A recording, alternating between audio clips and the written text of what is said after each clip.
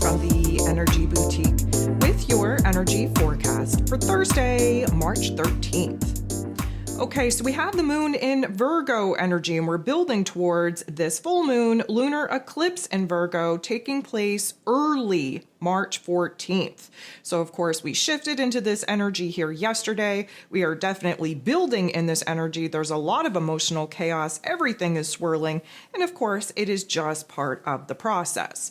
So let me just remind you that the moon in Virgo, we want to fix, we want to heal, we want to repair, we want to make adjustments, we want to make improvements in order to again resolve some of the issues, kind of, switch things up so that everything flows in a much better way. But this is the third moon day of the week.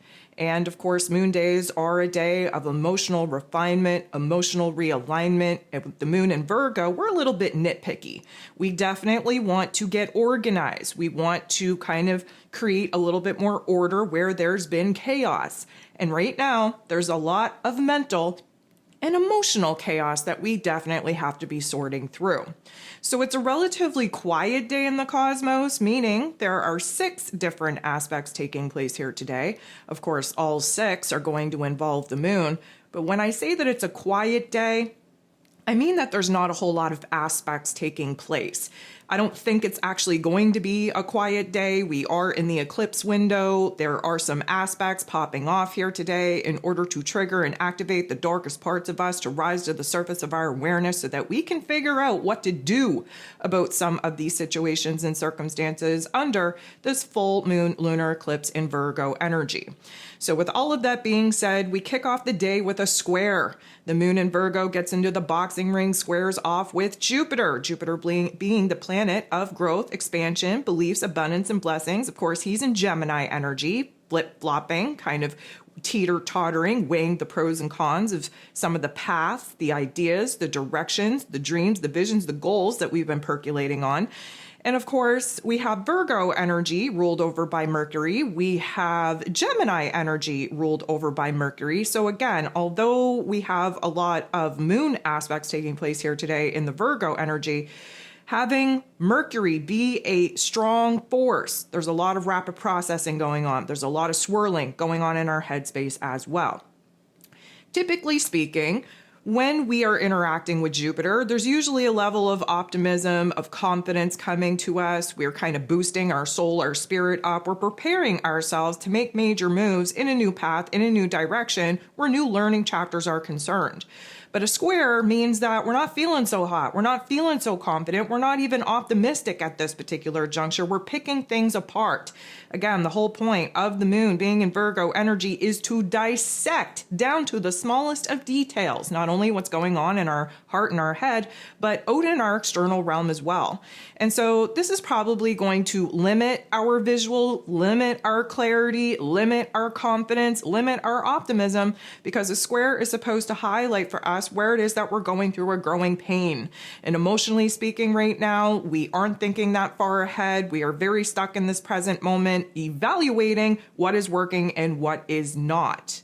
The moon is then going to make a positive interaction with Chiron, the wounded healer, in this Aries energy. So this is us kind of picking ourselves up, dusting ourselves off, reminding us of what we have achieved, what we have accomplished, how much we've grown, how much we healed, and kind of opening ourselves up, mind, body, and soul, to doing things differently. We understand, especially from the earlier tension, that if we continue to look at life through the same glasses, through the same lens, we are only going to see life in the way that we always have.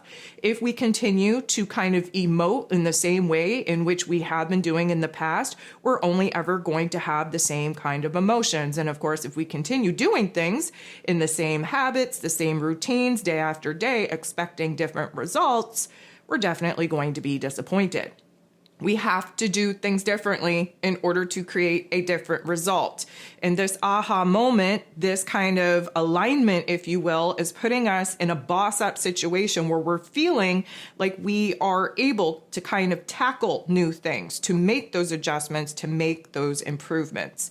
The moon in Virgo then going to make a very uncomfortable interaction with Pluto, the great transformer in Aquarius energy. So you know that we usually love Pluto and Virgo energy kind of working together, because Pluto does a deep dive in the deepest part of our psyche to kind of unearth the seeds, the darker parts of our fears, doubts, insecurities that are very much still a part of that ego programming.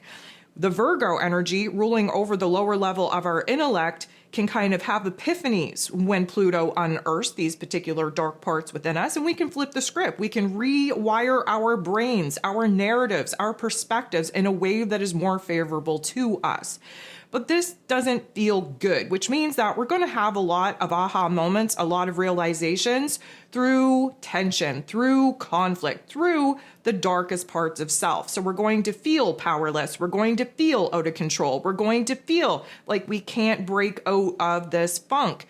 But that realization all in itself gives us a choice point. And that choice point is going to lead us either into doing the same old, and settling for what it is that we've already got, or inspiring us to open our mind, to really kind of push the boundaries of our comfort zone and to add a little bit of newness into our day-to-day. The moon is then going to sextile, which is a beautiful interaction, with Mars, the god of war, ruling over our physical energy, our drive, our passion, our desire, even our anger. Mars, of course, still in this Cancer energy, not his most favorite place to be in. However, this is a positive interaction. This is kind of putting a little bit of a pep in our step. This is us tapping into that warrior type of energy that we're going to need in order to kind of push ourselves in a new path, in a new direction, to boss up, take control over what we have control over, and start something new. Mars, of course, very passionate about taking action and making moves, moving on, moving forward. He's not really permitted in doing so right now. So with this Cancer energy that he's sitting in, this is about building ourselves up in our inner realm of emotion. We are allowing ourselves to find this safe, secure, stable place for us in our inner realm to be operating from, so that when we get the green light go ahead and there's a lot of moves to be made out in that external realm, that at least we're operating from a place of wholeness, a place of safety, security, and stability. But nonetheless, we are definitely getting jacked up. There is definitely going to be some restlessness in our physical form. Again, the Ascension symptoms should be popping off at this particular juncture. If you need to go back, take a listen to this week's Ascension forecast. Definitely go ahead, do that to remind you that you're not going cray-cray.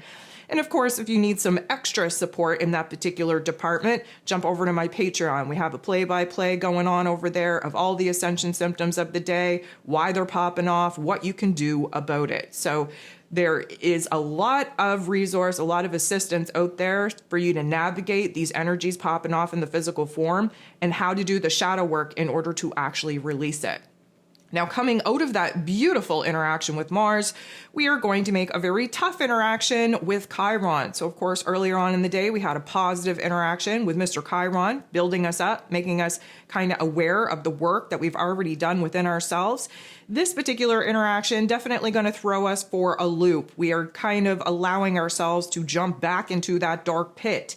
We are beating ourselves up, breaking ourselves down, nitpicking ourselves to death, because at this particular juncture, the wounds are coming out to play. And of course, we know that they would be, because again, we are getting so close to having those full moon lunar eclipse in Virgo pop off. And of course, the whole purpose here, as we approach this particular energy, is to have all of the darkest parts rise to the surface of our awareness. All of the dysfunction that we no longer want to deal with rise to the surface of our awareness. We have to become 100% aware of what isn't working.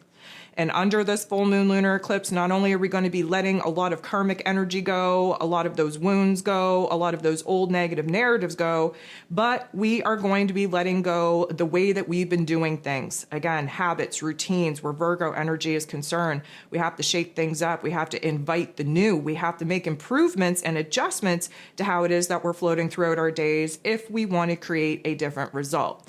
So, of course, Chiron, being the wounded healer, being aspected in not the greatest way, he's bringing out the wounds, he's bringing out the triggers, he's bringing out those activations. Now, I would love to say that we're going to kind of wrap the day up on a good note, but I would be lying. We have the moon in Virgo in a direct opposition with Saturn. Saturn being the Lord of Karma, ruling over roles, responsibilities, systems, structures, foundations. We have Mr. Saturn in Pisces energy, trying to dissolve the old false belief system, the old version of self, the old world that old version of self is built and created. Of course, trying to clear the space, clear the way for us to have the space to build something new. But of course, we are going through it. We're in Pisces season. We have all of these major heavy hitting planets in an ending of a cycle, an ending of a chapter. And of course, the moon directly opposing Saturn is going to be the last aspect before the moon opposes the sun.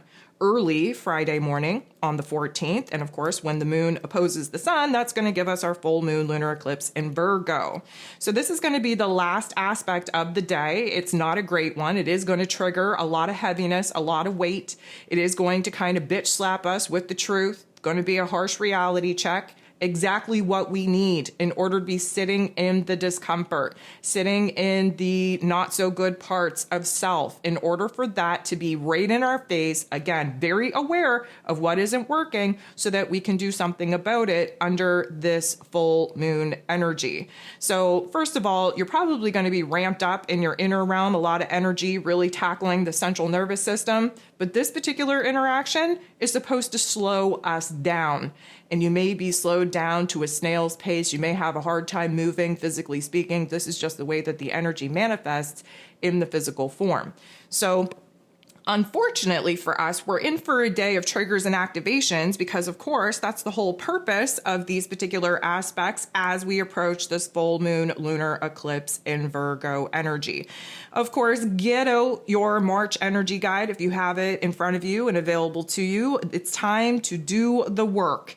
And of course, there's going to be a lot of shadow work for us to be doing under this full moon lunar eclipse in Virgo energy because we have to eliminate, we have to remove, we have to release, we have to create the space for that new moon solar eclipse in Aries coming at us towards the end of the month.